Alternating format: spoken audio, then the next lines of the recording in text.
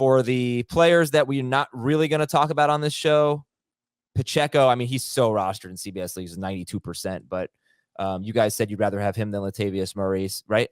Yep. So that puts Pacheco in perspective. But who are some of the guys, Jamie, that might be unavailable for most of our listeners, but available for the shallower leagues or the ESPN or Yahoo leagues that, that people need to go get? I usually look at, for our leagues, 85% or fewer. So at quarterback, the two that I saw, and they're not pretty for week 12, but at least they're serviceable. Derek Carr scored 21 or more points in 3 straight games. Seahawks have given up production 3 of the last 4 weeks to opposing quarterbacks, so he can help you in a pinch. And Deshaun Watson should be rostered at this point with 1 game remaining until he's back. So that's the quarterbacks. The running backs,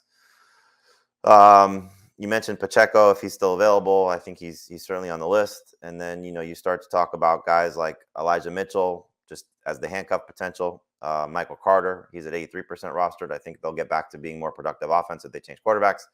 And Damian Harris, I thought, ran well. He's at 81% rostered. He had 2 carries of over 22 yards.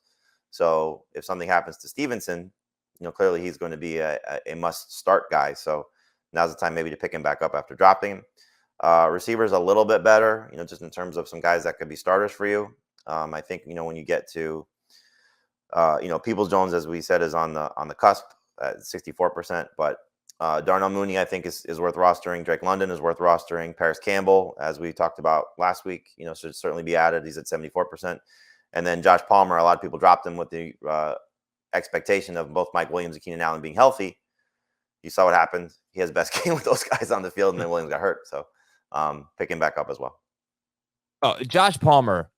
I mean, let's say he's 69% rostered. Let's say he were 64% rostered and he made your waiver wire column, in the main portion of it.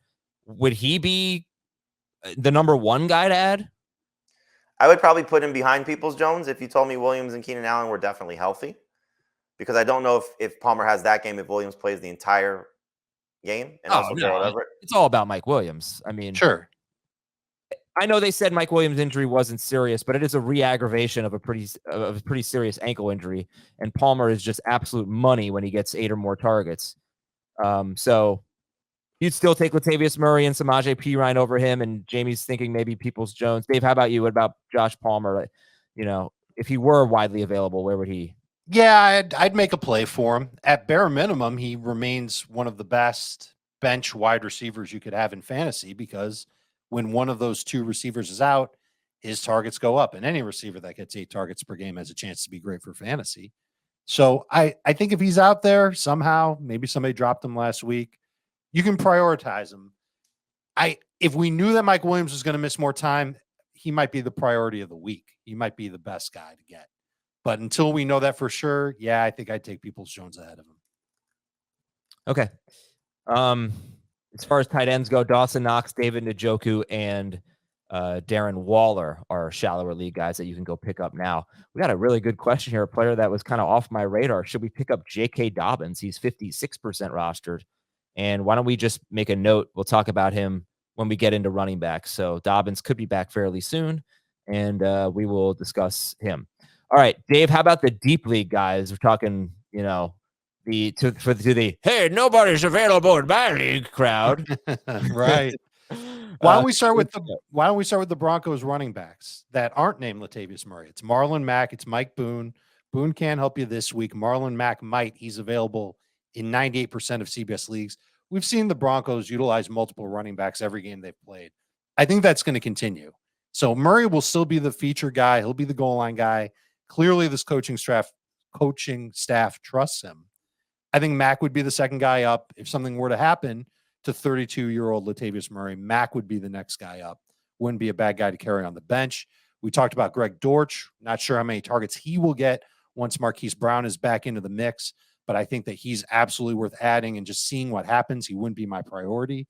He's available 97% of CBS Sports leagues. There are not 1 but 2 Chiefs wide receivers that deserve mentioning, and I think people are going to go after them even in regular leagues, not necessarily the shallow leagues. Justin Watson, 81% available. Sky Moore, 91% available. Both of them saw a ton of playing time. Always good to have a receiver that's getting a lot of playing time in Kansas City. Of course, their playing time depends on who else is healthy. in Kansas City's passing game. And at tight end, look, I don't ever feel good recommending Austin Hooper unless, we're just trying to make fun of his last name like we've done for years on this show. Hooper.